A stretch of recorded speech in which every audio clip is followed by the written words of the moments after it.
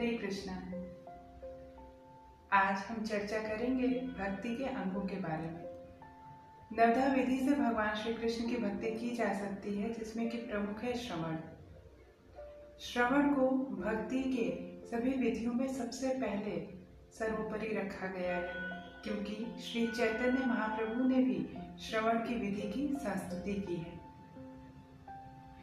गरुड़ पुराण में श्रवण विधि के बल को पुष्ट करने के लिए एक उदाहरण दिया जाता है कि जिस तरह एक व्यक्ति को जिसको सांप ने काट लिया है, वह लगभग मूर्छावस्था में पहुंच जाता है और मृत प्राय रहता है, उसी तरह इस भौतिक संसार में प्रत्येक व्यक्ति माया के सर्प के द्वारा काटा गया है और वह अपने कर्तव्यों के प्रति और अपने और भगवान के संबंध के प्रति मृत प्राय और मूर्छावस्था में ही रहता है। किंतु जिस तरह मंत्रोच्चार के द्वारा सर्प से काटे हुए व्यक्ति को उपचार किया जा सकता है, वह पुनः जीवित हो जाता है, उसी तरह जब कोई भी भौतिक कल्मश से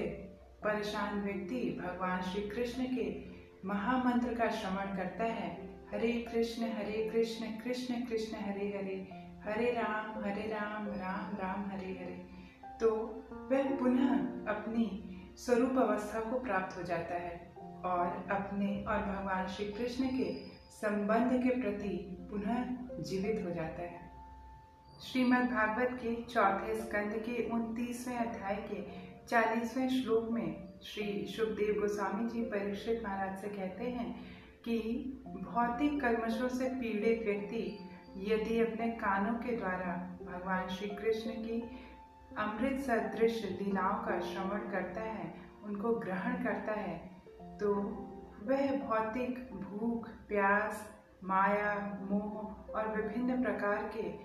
माया मोह से उत्पन्न कल्मशों से निश्चित तौर पर मुक्त हो जाता है। श्री चैतन्य महाप्रभु ने भी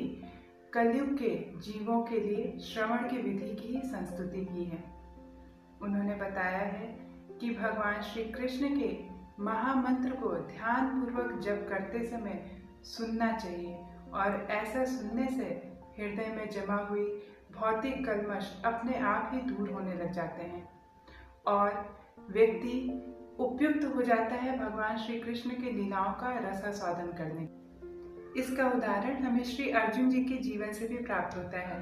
महाभारत के युद्ध के समय जिस समय वे अपरंपार मोह से ग्रस्त होकर अत्यंत दुखी और पीड़ित हो रहे थे, उस समय भगवान श्री कृष्ण की वाणी के द्वारा ही वह अपने भौतिक कल्मशों से मुक्ति प्राप्त कर पाए और पुनः अपने कर्तव्यों में स्थापित हो पाए। श्रीमद् भागवत के 12वें स्कंद के 3 अध्याय के 15वें श्लोक में कहा गया है कि जो व्यक्ति भगवान श्री कृष्ण की अनन्य भक्ति प्राप्त करना चाहता है, उसे बहुत ही ध्यान पूर्वक भगवान श्री कृष्ण की लीलाओं का और उनके हरे कृष्ण महामंत्र का जप सुनना चाहिए और भगवान श्री कृष्ण के यशोगान को बहुत ही ध्यान पूर्वक सुनना चाहिए। ऐसा करने से उसके हृदय के कल्मश निश्चित तौर पे दूर होंगे, उसके समस्त अमंगल भी दूर होंगे और उसे भगवान श्री कृष्ण की अनन्य भक्ति प्राप्त होगी। हरे कृष्ण।